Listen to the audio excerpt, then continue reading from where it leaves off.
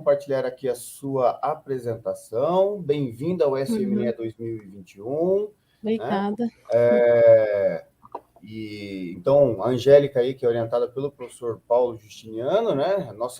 Uma das nossas lendas vivas aí no Métodos Numéricos, né? Paulo Justiniano junto com o professor Anselmo, são duas lendas vivas do Métodos Numéricos, duas referências estatísticas no Brasil e provavelmente no mundo inteiro, né? Junto com o professor Wagner aí, que é o sucessor, né, dessa nova geração de estatísticos, né? Angélica, fique à vontade, seja bem-vinda ao SMNE, a apresentação está contigo aí agora. Ok.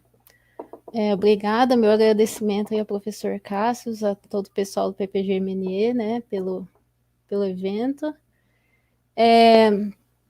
Então, nesse trabalho que eu trouxe aqui para vocês hoje, eu vou apresentar alguns resultados aí do que eu venho estudando, desenvolvendo no meu doutorado, né? Que eu estou desenvolvendo ali em parceria ali com os professores Paulo Justiniano e o professor Wagner.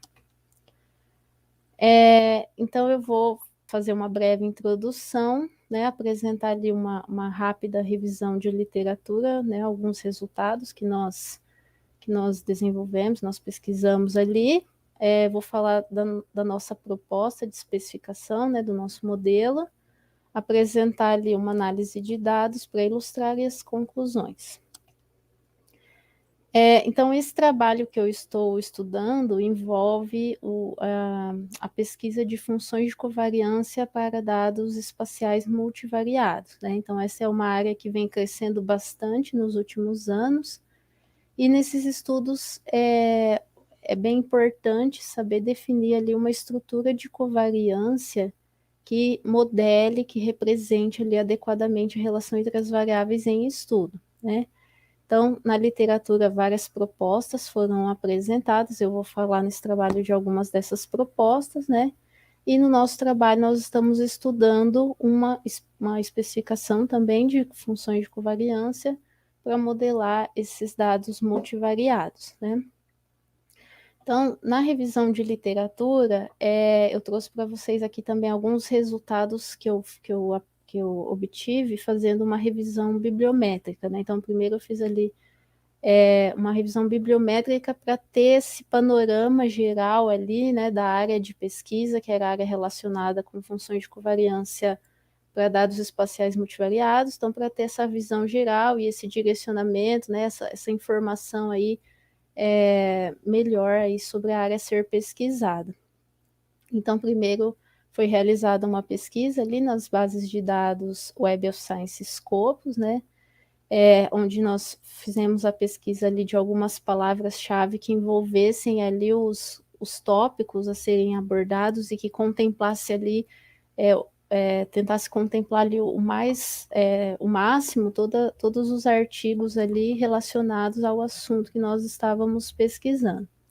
Depois nós removemos os artigos duplicados dessa pesquisa, né, e na sequência nós realizamos ali rapidamente algumas análises bibliométricas para ter essa visão geral ali da área de pesquisa. Essas análises que eu vou mostrar aqui para vocês, elas foram realizadas com o pacote Bibliometrix do software R, tá? Então, trouxe alguns gráficos aqui que a gente realizou, né? Então, esse primeiro gráfico mostra a produção por país do autor correspondente, então ela nos ajuda a ter essa visão geral ali da produção dessa área, né? Em todos os países ali, né? A gente observa ali que principalmente Estados Unidos e Chile tem maior produção, né? Com base nessa base de artigos aí que nós estudamos. Esse gráfico aqui, ele mostra a produção dos países, mas com relação, assim, se é uma produção onde os autores, eles são todos do mesmo país, ele classifica como uma produção single country publication, né? Essa que está aqui em azul. E esse que está aqui em vermelho é quando ele classifica cada artigo como uma produção entre países, porque os autores podem ser ali de países distintos do país do autor correspondente, né? A gente visualiza aqui que o Chile tem bastante produção ali de autores entre países distintos, né? Esse gráfico também ele é bem interessante, que ele mostra a produção, né, nessa área de pesquisa ao longo dos anos por periódico, né, por artigo ali, por revista. Então, para a área que eu venho pesquisando, essas são ali as revistas que mais tiveram produção nos últimos anos, né? E principalmente essa revista Spatial Statistics aqui, a gente observa que ela teve um grande crescimento aí nos últimos anos, né? Então, isso é bem interessante também para direcionar o pesquisador ali para qual revista ele vai mandar, quais as possibilidades de revista, né, que vem crescendo né, nos últimos anos a produção, né? Bem interessante. Esse gráfico mostra a produção por autor, né? Ele traz tanto a informação do número de artigos por autor, quanto do total de citações por ano. Então, aqui é onde está a cor mais escura, quer dizer que aquele autor teve um total de citações maior ali, né, naquele ano. E o tamanho da bolinha seria o número de artigos, né, produzidos por ano ao longo desses anos aí.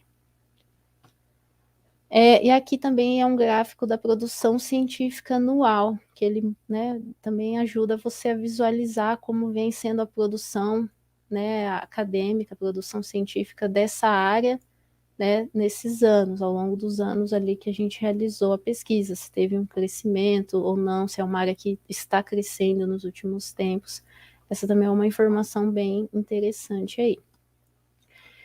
E agora, nessa segunda parte aqui da revisão bibliográfica, eu vou falar aqui rapidamente uma anotação, né, que eu utilizei no meu trabalho, e falar um pouco dos modelos de covariância mais populares ali da literatura, né.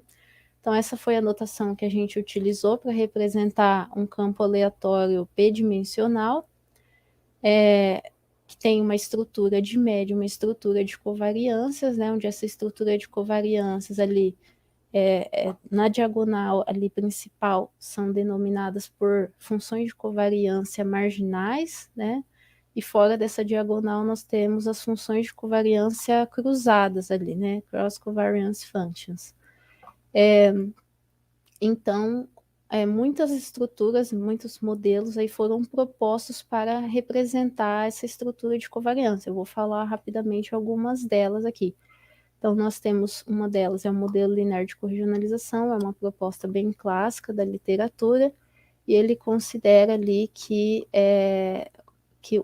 a função de covariância ela pode ser obtida como uma combinação linear dos processos univariados independentes, né? Ela é definida dessa forma aqui.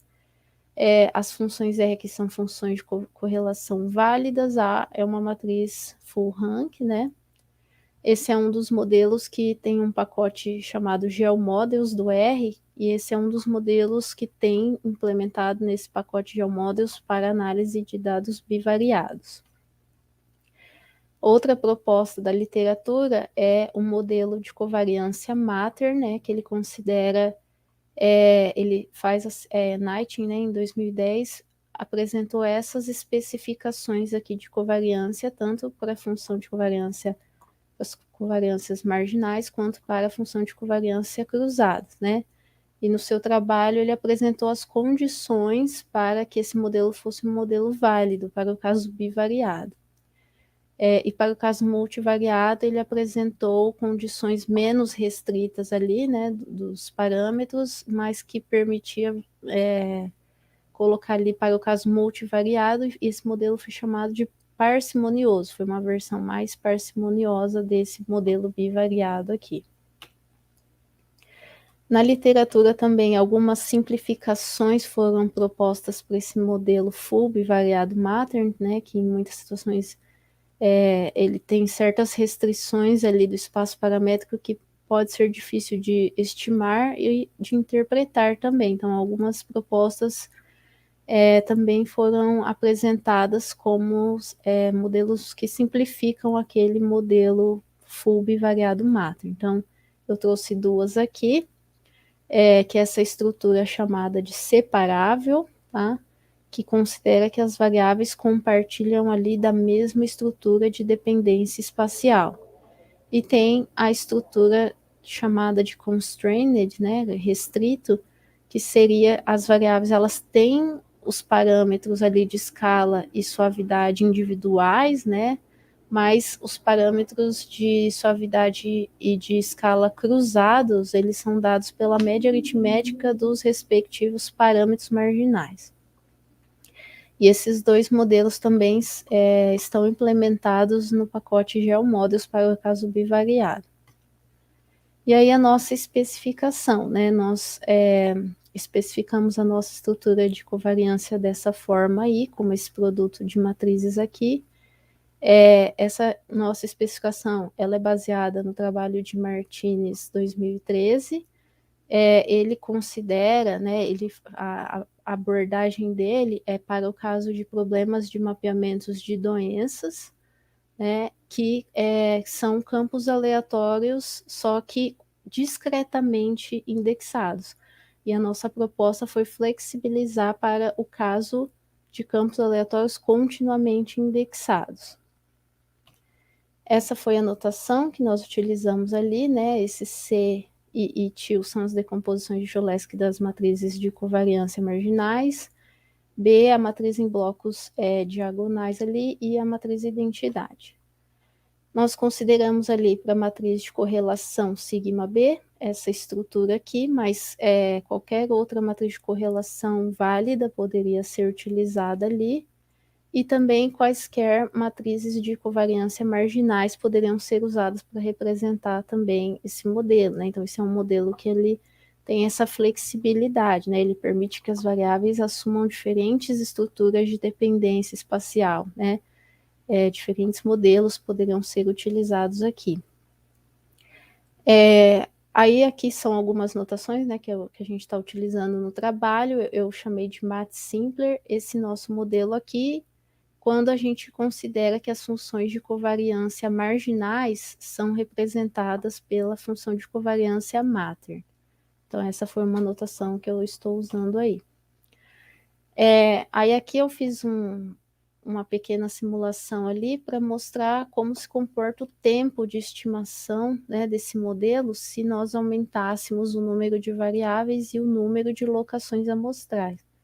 A gente percebe que tem um crescimento ali, né, do tempo computacional, conforme você aumenta ali o número de locações amostrais e o número de variáveis, né? Então, realmente o custo computacional desse modelo está ali no cálculo da decomposição de Cholesky, né? Esse é o custo computacional do nosso modelo. Mas quando eu comparei ali com outros dois modelos ali, com as estruturas separável e a estrutura restrita ali, constrained, né, da literatura, usando ali o pacote GeoModels, que tem esses modelos implementados, a gente observou que o nosso modelo ali, que está em roxinho, ele apresentou assim, um tempo bastante competitivo quando comparado com os outros, principalmente com o modelo Matter Constrained aqui, que tem o mesmo número de parâmetros que a nossa proposta aqui para o caso, né, bivariado. Então, com isso a gente viu que o custo computacional dele ainda parece ser menor do que esse outro modelo, por exemplo, aqui da literatura. E para ilustrar comparar esses modelos, né, nós utilizamos o conjunto de dados ali do pacote GeoR, conjunto de dados que contém propriedades químicas do solo. Nós observamos a relação entre as variáveis hidrogênio e CTC, e fizemos alguns gráficos ali. Esse gráfico mostra as locações ali, né, as posições geográficas desses pontos amostrais. Aqui o histograma para cada uma dessas variáveis. A correlação entre as variáveis foi uma correlação alta ali, positiva, né? Nós, nesse processo de estimação, utilizamos esses modelos aqui, sendo que esses modelos aqui foram implementados usando o pacote GeoModels, né?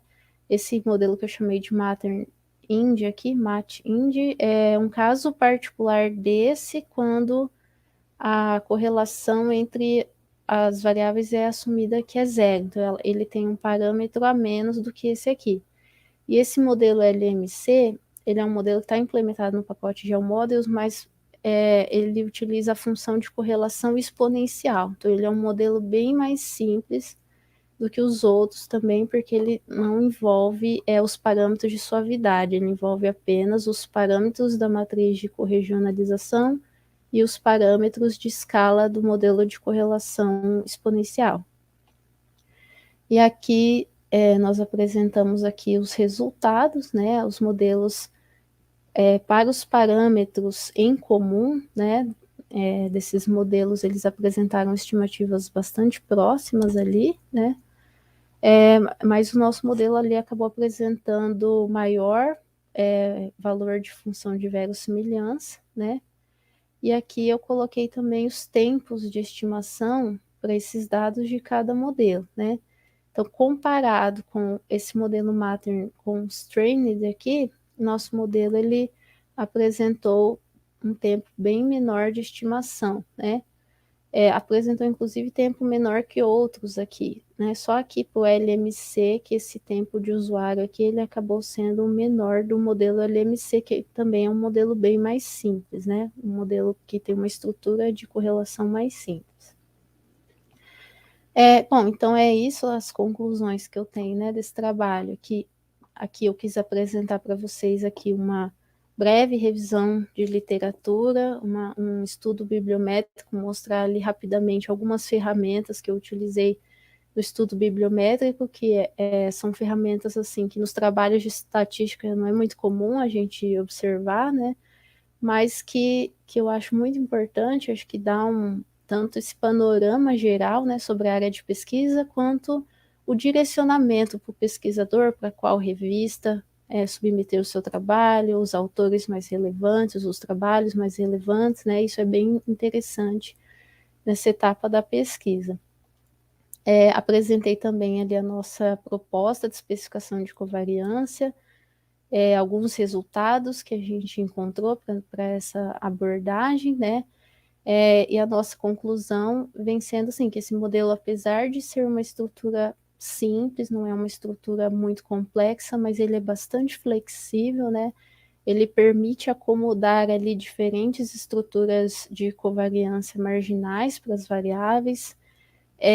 Também ele permite que os parâmetros variem seus domínios paramétricos usuais, isso facilita tanto o processo de estimação quanto de interpretação dos parâmetros e também a flexibilização para mais de duas variáveis. O custo computacional desse modelo está ali no cálculo da decomposição de Cholesky, né, que depende tanto do número de locações ali quanto também do número de respostas, mas comparado, por exemplo, ali com o modelo Matter Constrained, ali ele apresentou melhores tempos de estimação, né, comparado a esse outro modelo da literatura que tem o mesmo número de parâmetros. Então, com isso, a gente conclui que esse nosso modelo é um modelo bastante competitivo ali também para análise de dados espaciais multivariados. E é isso, tem algumas referências aqui. Obrigada, esse é o meu e-mail institucional. Se alguém tiver dúvidas, sugestões, fiquem à vontade. Muito obrigada e parabéns ao PPG-MNE pelo evento. A gente que agradece a sua participação, Angélica, né? Aí a Angélica, que também já é docente na UTF-PR, né? Então, sim, já está do lado de cada força, né, Angélica? Vamos dizer assim, né? Então, obrigado. Isso mesmo. E obrigado por participar do SMNE 2021, né? Sempre agrega valor quando a gente traz trabalhos interessantes, legais, bacanas aí, né? Então, muito obrigado.